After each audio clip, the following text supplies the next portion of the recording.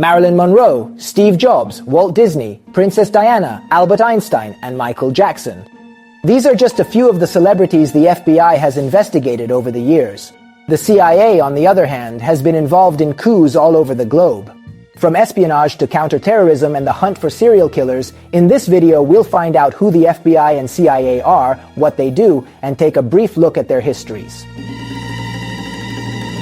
Ciao ragazzi, this video was written and filmed in Italian by our team of scientists, storytellers and video makers, manually translated into English but dubbed with artificial intelligence. Long live culture, and let's go back to the video. All countries have their own secret service or intelligence agencies, organizations that gather and process the information that national security depends on, and who carry out usually secret missions to combat crime or keep potential enemies at bay. The United States is no exception. The American spy agencies are grouped together in what's called the United States Intelligence Community, which is made up of 17 different organizations in total. Among these, the two most famous agencies are definitely the FBI and the CIA. In a nutshell, the big difference between the two is that the FBI mainly handles investigations within the US, while the CIA deals with operations abroad. Perfect, but what are the many other differences then? Let's start with the FBI. The FBI, which stands for the Federal Bureau of Investigation, is the main US agency that conducts investigations within the national territory. Its main responsibilities involve fighting terrorism, counter-espionage, and investigating federal crimes. The kind that can threaten national security.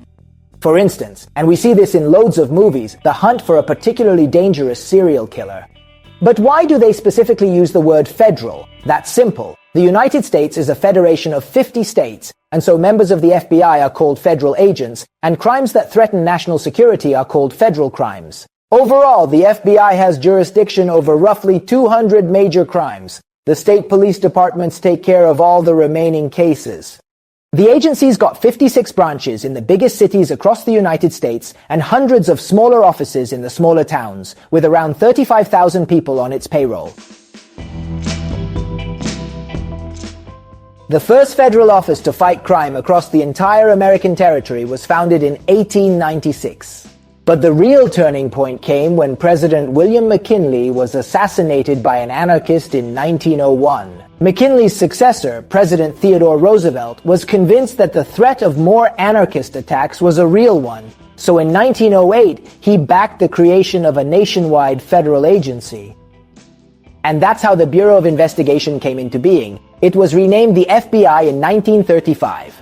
Originally, the agency's main responsibility was combating common criminals. But from the 1930s onwards, it became increasingly engaged in counterintelligence against potential secret agents from America's rivals, like Nazi Germany, Japan, and, after 1945, the Soviet Union.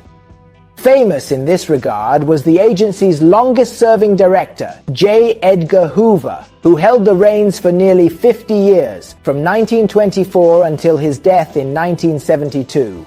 Speaking of Hoover, but not him alone, the FBI often carried out investigations and took controversial action against notable political figures, for example, the leaders of the 1960s civil rights movement, like Martin Luther King. The list of well-known people the agency investigated over the years is very long, and it's available online. It includes Muhammad Ali, Charlie Chaplin, Steve Jobs, Marilyn Monroe, Walt Disney, Liz Taylor, Ernest Hemingway, Princess Diana, John Lennon, Grace Kelly, Elvis Presley, Albert Einstein, Michael Jackson, and Frank Sinatra. Obviously, they're all people who aren't around anymore. Of course, no information is available regarding the people being investigated who are still alive. CIA stands for Central Intelligence Agency. The agency mainly deals with operations outside America's borders. Its main responsibilities include collecting intelligence on foreign soil and conducting undercover operations to further the interests of the United States. Unlike the FBI, the CIA isn't involved in upholding the law within America's borders, and it reports directly to the President of the United States.